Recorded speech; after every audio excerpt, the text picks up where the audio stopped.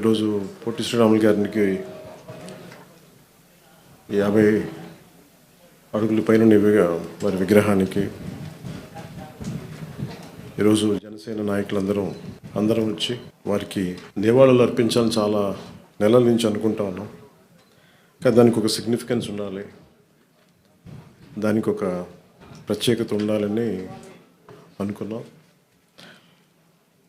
వారి త్యాగం ఒక ఆంధ్రప్రదేశ్కే కాదు,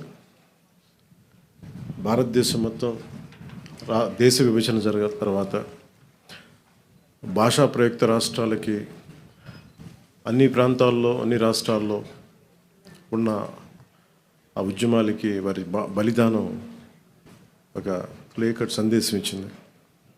తద్వారా భాషా ప్రయుక్త రాష్ట్రాలు ఏర్పడ్డాయి. దురదృష్టం,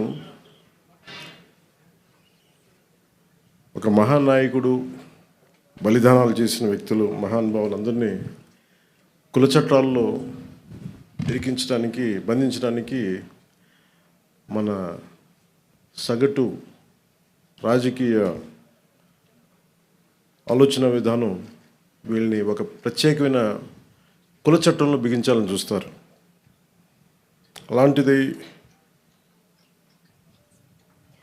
ఏ రోజు కూడా ఈరోజు ఇన్ని కులాల సమూహాలు ఇవన్నీ ఆంధ్రప్రదేశ్లో ఉన్నాయి అంటే, ఒక ఉనికి ఏర్పడింది వారందరికీ అంటే అది పొట్టి శ్రీరాములు గారి బలిదానం.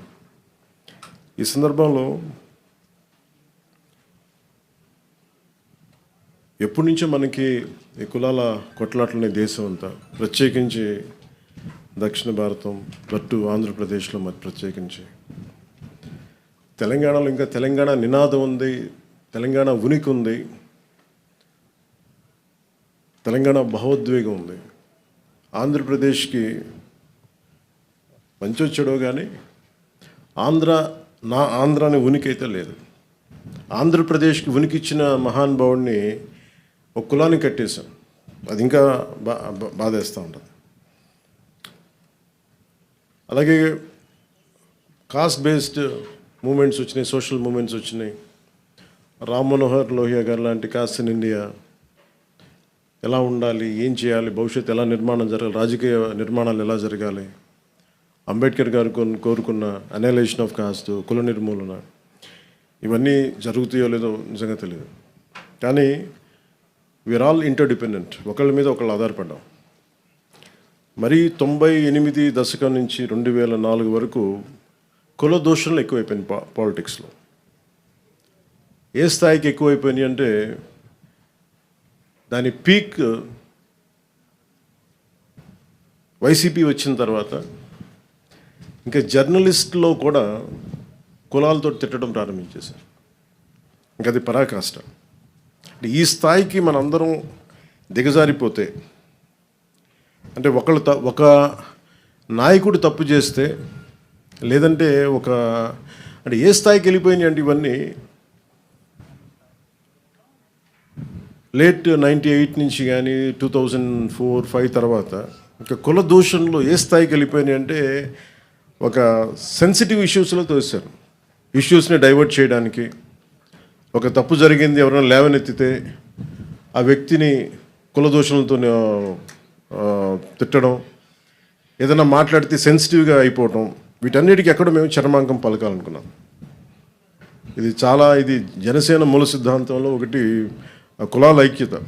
అంబేద్కర్ గారు చెప్పినట్టు కుల నిర్మూలన జరుగుద్దో లేదో మాకు తెలియదు, కానీ కులాల ఐక్యత, కులాల ఇంటర్డిపెండెన్సీ, పరస్పర సహకారం చాలా చాలా అవసరం. ఈ ఒరవడి కనుక కొనసాగితే అడ్మినిస్ట్రేషన్ కూడా చాలా కష్టం అయిపోతుంది. ఒక వ్యక్తి తప్పు చేస్తే ఆ వ్యక్తిని నిందించాలి, కానీ ఎంటైర్ కులాన్ని నిందించే పరిస్థితులు. అసలు వైసీపీ ఏ స్థాయిలో ఉంది అంటే, గతంలో చూస్తే ఒక ఎమ్మెల్సీ హత్య చేసి ఒక దళిత కులానికి చెందిన యువకుడిని హత్య చేస్తే, అది ఏ గొడవలైనా ఎన్ని పక్కన పెడితే, శవాన్ని ట్యాక్సీలో పెట్టి ప్యాక్ చేస్తే వాళ్ళని వీళ్ళు వెనకేసుకొస్తారు. అక్కడ మళ్ళీ ఒక దళిత సంఘాలు కూడా మాట్లాడడం, మళ్ళీ అలాగే డాక్టర్ సుధాకర్ గారిని కరోనా టైంలో చంపేస్తే, ఆయన్ని మానసికంగా హింసించి చంపేస్తే మళ్ళీ అక్కడ ఏ సంఘాలు మాట్లాడవు. అసలు ప్రతిదానికి కూర్చోబెట్టి సంఘాలు పెట్టుకొని సంఘాల నాయకులు బాగుపడుతున్నారేమో లేదో మాకు తెలియదు, కానీ ఆ కులాల ప్రజలు మటుకు చాలా ఇబ్బందులు పడతాను, చాలా బాధపడతాను, అభివృద్ధికి అయితే నోచుకోవట్లేదు. ఇంకెక్కడో ఈ మధ్యన మరీ తెగించి వీళ్ళకి అధికారం పోగానే ఇంకా ఇష్టారాజ్యంగా తిట్టడం, కుల దోషణలు, కులాల పేర్ల మీద మాట్లాడటం, ఇవన్నీ ఎక్కడో చరమాంకం పలకాలనిపించింది. మేమందరం కూర్చున్నాం. ఇక్కడున్న దాదాపు కీలకమైన 54 మంది మా ఎమ్మెల్యేస్ ఉన్నారు, ఎంపీస్ ఉన్నారు. మేమందరం అన్ని విభిన్నమైన కులాల నుంచి, కానీ మేమందరం భారతదేశానికి, ఆంధ్ర రాష్ట్రానికి, తెలుగు జాతి ఉనికికి, భారతదేశ సమగ్రతకి మేమందరం ప్రతిబింబం. ఇక్కడున్న ఒక్కొక్క గెలిచిన ఎమ్మెల్యేలు కావచ్చు, పదవులు ఇచ్చిన వాళ్ళు కావచ్చు, మిగతా కులాలు ఒక కులం మీద బేస్ అవుతుంది పాలిటిక్స్. సౌత్లో మా వంశీకృష్ణ యాదవ్ గారు గెలిచిన, అది అన్ని కులాల సహకారం ఉంటే నేను ఎమ్మెల్యే అవుతారు. నాయకర్ గారు కావచ్చు, బోలిశెట్టి శ్రీను గారు కావచ్చు, ఇలా ప్రతి ఒక్కరు పేరున చెప్పుకోండి. దీనికి ఎక్కడో ఇంకా మేము ఈ ప్రత్యేకించి అధికారంలో లేని వాళ్ళు కావచ్చు, మిగతా అన్ని స్థాయిలో కావచ్చు, ఎక్కడో చోట దీనికి ఒక చర్మాంకం పలకాలి, కొత్త విధానం తీసుకురావాలి. ఆంధ్రప్రదేశ్, తెలంగాణలో దాదాపు 13 లక్షల మంది పట్టుబద్దులై నిరుద్యోగులుగా మిగిలిపోతున్నారు. ఇలాంటి విషయాల మీద పట్టించుకోకుండా అభివృద్ధికి ఏం చేయాలని ఆలోచన చేయకుండా ఈ కుల దూషణలు, ఇలాంటి విద్వేషాలు, వీటన్నిటికీ ఎక్కడ చరమాంకం పలకాలి. మా పార్టీ తరపు నుంచి, జనసేన పార్టీ తరపు నుంచి మేము ఆ ఇనిషియేటివ్ మేము తీసుకోవాలి. మేమందరం సమిష్టిగా నిర్ణయం తీసుకున్నాం. మొన్న 2 days అయింది సార్, మన 3 రోజుల క్రితం మేమందరం అసెంబ్లీ అయ్యాం. పార్టీ ఆఫీస్లో నాయకులందరూ వచ్చారు. మేమేం నిర్ణయించుకున్నామంటే, ఎవరు మాట్లాడినా సేనాగళం అన్న ఈ కమిటీ ఏ కులం మాట్లాడినా, ఎవరు మాట్లాడినా అందరూ సమిష్టిగా మాట్లాడతారు, దాని మీద స్పందిస్తారు. ఒక్కొక్క కులాన్ని దూషించడం మొదలు పెడితే ఐసోలేట్ చేసి, ఇండివిజువలైజ్ చేసి, డివైడ్ అండ్ రూల్ లాగా మాట్లాడుతూ ఉన్నారు. దీనివల్ల ఏం జరుగుతుందంటే, కింద ప్రజలు ఒక అయోమయానికి గురయ్యి, కన్ఫ్యూజన్కి గురయ్యి, అభివృద్ధి వీటి గురించి ఆలోచించడం మానేసి ఎమోషనల్ గేమ్లోకి వెళ్ళిపోతున్నారు, వీళ్ళ ట్రాప్లోకి. సో దాన్ని మేము బలంగా ఎదుర్కోవడానికి ఈ రోజున ఈ సేనాగళం అనే కమిటీని, దీంట్లో అందరూ సీజన్డ్ అనుభవజ్ఞులు, రాజకీయ నాయకులు ఉన్నారు, ఎమ్మెల్యేస్ ఉన్నారు, అందరూ జీవితాలని, మన సామాజిక చైతన్యాన్ని గుండెల్లో నింపుకున్న వాళ్ళు, అన్ని కులాలు ఉన్నారు దీంట్లో. అందుకని మేము ఇంకా దీనికి చరమాంకం పలకాలి. దీనికి ఏ ఒక్క కులం మాట్లాడితే, ఒక కులం నాయకుడు మాట్లాడితే మళ్ళీ అదే మిగతా పార్టీ నుంచి అదే కులం నాయకుల చేత మాట్లాడిస్తారు. దీనివల్ల ఏమైపోతుంటే వైరుధ్యాలు ఎక్కువైపోతూ ఉన్నాయి. అలాగే కొన్నిసార్లు ఇష్టారాజ్యంగా తిట్టేసి కులాల ముసుగులో దాక్కుంటున్నారు. అది ఒక వల్నరబిలిటీ క్రియేట్ చేస్తున్నారు.